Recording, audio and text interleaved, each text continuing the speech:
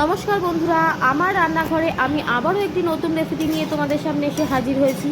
দেখতেই পাচ্ছ আমি থাম্বনেলে ঘুগনিটা দেখিয়েছি যে পুরো রেডি হয়ে রয়েছে। এবার আমি তোমাদের আস্তে আস্তে প্রসেসগুলো দেখাবো। প্রথমে তোমরা মটরটা 2-1 ঘন্টার জন্য ভিজিয়ে রেখে দেবে। তারপর তোমরা প্রেসার কুকারে সিটি মেরে নেবে। দেখো মোটামুটি তোমরা সেদ্ধ করে নেবে। দেখো আমি সেদ্ধ করে রেখে দিয়েছি। এবার আমি দেখো আলুগুলো কেটে রেখে দিয়েছি। আলু, পেঁয়াজ, আজকে আমরা নিরামিষ করব না, আমিষ ঘুগনি করব। দেখো টমেটো, কাঁচা লঙ্কা সব কেটে ধুয়ে রেডি করে রেখে দিয়েছি। এবার সর্ষের তেল দিয়ে নেব কড়াইতে। তারপর আমি গোটা লঙ্কা, শুকনো লঙ্কা, এলাচ, গোলমরিচ, লবঙ্গ সব কিছু ফোড়ন দিয়ে নেব। একটু ভাজা ভাজা হয়ে গেলে সেই আলুগুলো যে ধুয়ে রেখে দিয়েছিলাম, আলু, টমেটো, পেঁয়াজ, লঙ্কা, সেগুলোকে আমি দিয়ে নিলাম। এবার আমি একটু নেড়ে চেড়ে নিচ্ছি। এর ওপর আমি এবার দেবো হচ্ছে নুন দেবো, হলুদ দেবো। তোমরা দেখতে থাকো।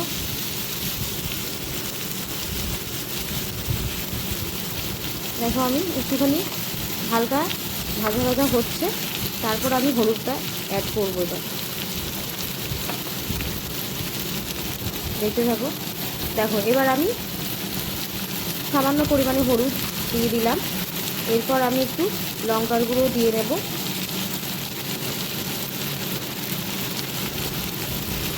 দেখো পরপর আমি মশলাগুলো দিতে থাকছি। দেখো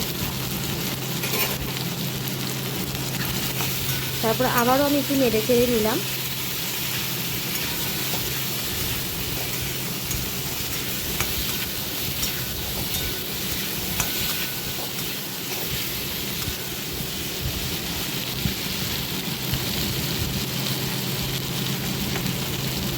দেখতেই থাকো তোমরা।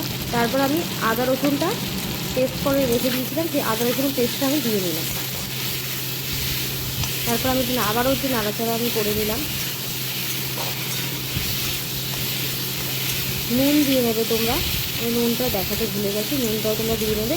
এবার আমি গ্যাসটা লো টু মিডিয়ামে দিয়ে কিছু একটু ঢাকা দিয়ে রেখে দেবো। তারপর দেখো আমি আবারও ফিরে আসলাম। এরপর একটুখানি সামান্য পরিমাণে জল দিয়ে দেখো আবারও একটু আমার মনে হলো নুন লাগবে, নুন দিলাম। এরপর আমি জিরে গুঁড়ো দিয়ে নিলাম, একটু ধনের গুঁড়ো একটু দিয়ে নিলাম। লো টু মিডিয়ামে রেখে আবার আমি ফিরে আসলাম। মোটামুটি 50% এগুলো আলুটা পুরো সেদ্ধ হয়ে গেছে। এরপর আমি ঘুগনি যে মটরটা সেদ্ধ করে রেখেছিলাম, সেই মটরটা আমি দিয়ে দিলাম কড়াইতে। এবার আমি মটর আর আলুগুলো দিয়ে পুরো ভালো করে নেড়ে চেড়ে নেব।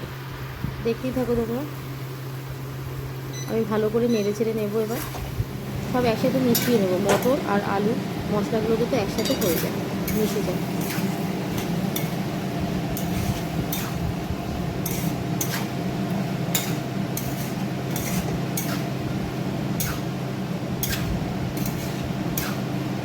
দেখতেই পাচ্ছ তোমরা, আমি মশলাটার সাথে একসাথে মিশিয়ে নিচ্ছি। এরপর আমি একটু জল দিয়ে নিলাম। জল নিয়ে একটু নাড়াচাড়া করতে হবে, তাতে সুবিধা হবে। একটু নাড়াচাড়া করে নিলাম। তারপর আবারও আমি ভালো করে নেড়ে চেড়ে আমি লো টু মিডিয়ামে রেখে দিয়ে তারপরে দেখো ঢাকনা তুলে দেখলাম পুরো রেডি হয়ে গেছে আমার ঘুগনিটা। তারপর আমি একটু ধনেপাতা ছড়িয়ে দিলাম। দেখতেই পাচ্ছি তোমরা লুকটা কীরকম হয়েছে। আমি প্রথমেই তোমাদের সামনে রেখেছি। আবার আমি একটা রেসিপি নিয়ে আসবো। সবাই ভালো থাকবে, নমস্কার।